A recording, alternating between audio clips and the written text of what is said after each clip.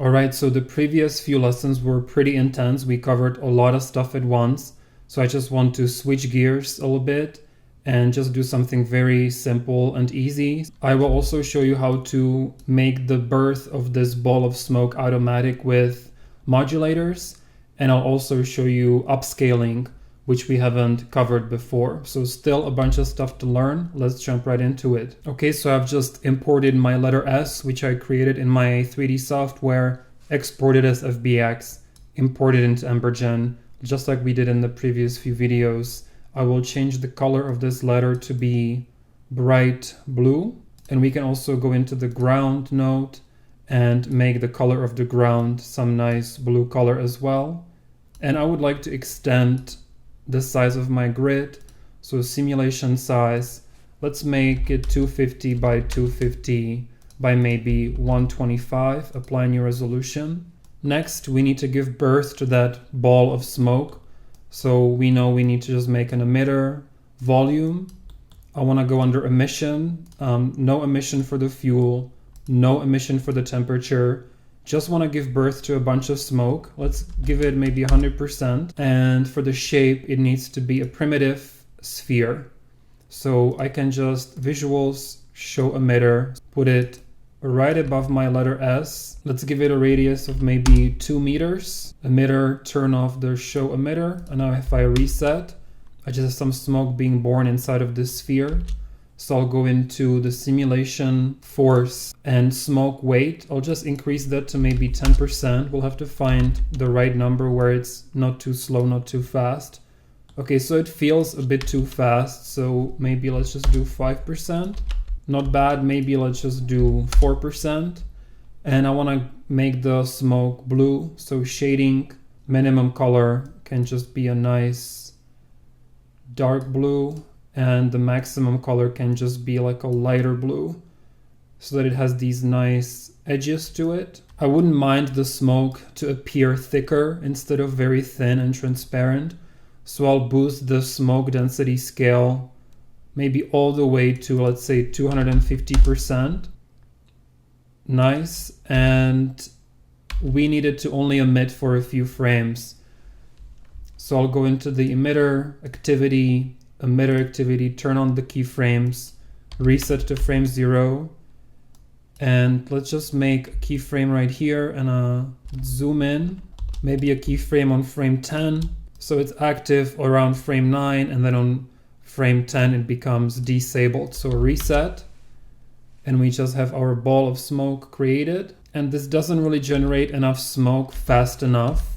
So we can either extend the keyframe, but I would rather just create more smoke. So under the volume emission, I'll crank up the smoke rate to maybe 500% and see if that helps. And it did. Awesome. I think it could still last a bit longer. So extend this to maybe frame, let's say 30. I'll just set the smoke rate here to 1000, and let's go under simulation combustion. And I don't want the smoke to dissipate. So I'll just set the smoke dissipation to 0, reset. Awesome, so that's starting to look very close to what I had before. I think it's just falling a bit too fast. So under force, I'll set the smoke weight to just 2.5. Okay, beautiful. And I would like for it to collide with the letter S. So we haven't really dealt with colliders yet. It's very simple. You can just drag from our letter S from the import node and select collider, and then connect the collider to your simulation node colliders over here. So you get a few settings. First, if you want the collider to collide with both the volume or just the particles, you can enable or disable the collisions, increase the friction with the object, increase the repulsion, and also velocity transfer. So if the letter S was moving, the velocity transfer would control how much velocity is transferred onto the smoke. So now if I reset, it may be a little bit hard to see. They're still working on improving the colliders a lot, but I can clearly see that the smoke is colliding with the letter S and it's sort of hovering above it, sticking to the surface. So that's perfect. It's giving us a nicer result than we were getting before, for sure. It breaks up the smoke beautifully. So I'll just brighten up the letter S a little bit more. And let's enable the volumetric shading for the geometry. And so I would like the smoke to eventually dissipate. This way it will stay stuck on the floor for a very long time. So simulation combustion.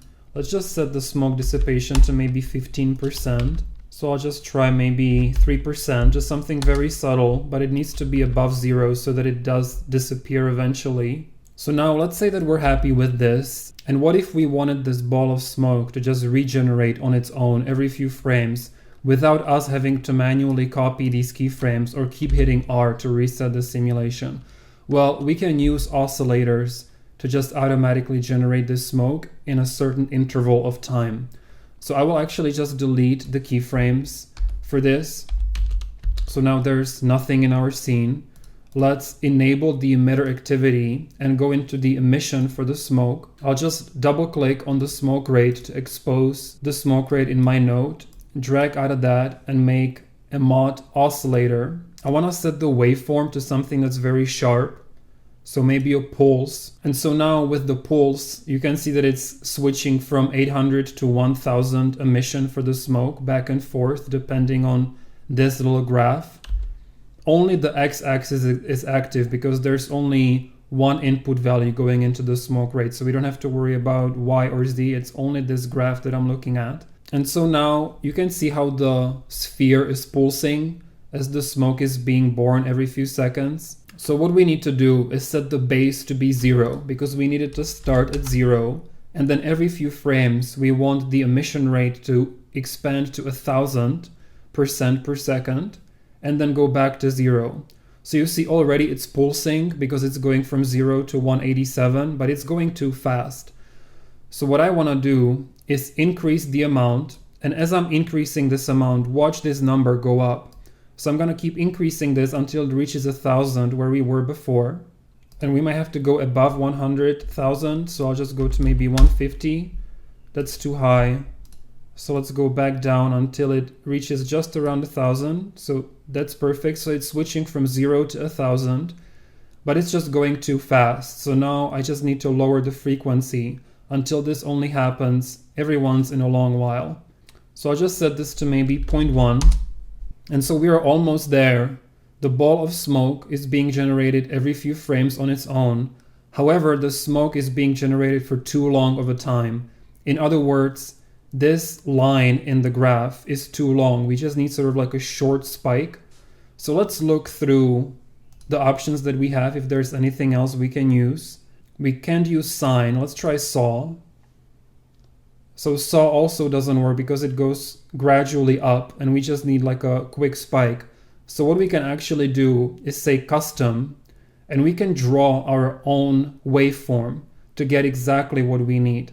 And what we need is make a point here, then make another point here that goes straight up, and then make another point next to it, and then another point next to that, and drag this down and drag this down. So now what's happening is the smoke is only being generated in between these two top points. I hope that that's clear how that works. Every few seconds, a ball of smoke is generated and it falls down on its own, thanks to this custom waveform that we drew. So if I want to extend the time between these bursts, I can just lower the frequency even more. So I could do something like 0.08, but I think I kind of like 0.1. I just want you to understand what these settings do. All right, so the amount controls how much smoke, the frequency controls how often the smoke is born, and the base controls where it starts. So it starts at 0, then it jumps to 1000 for just those first few frames. Awesome. So now what we can do is just have the smoke dissipate faster, but also fall down faster.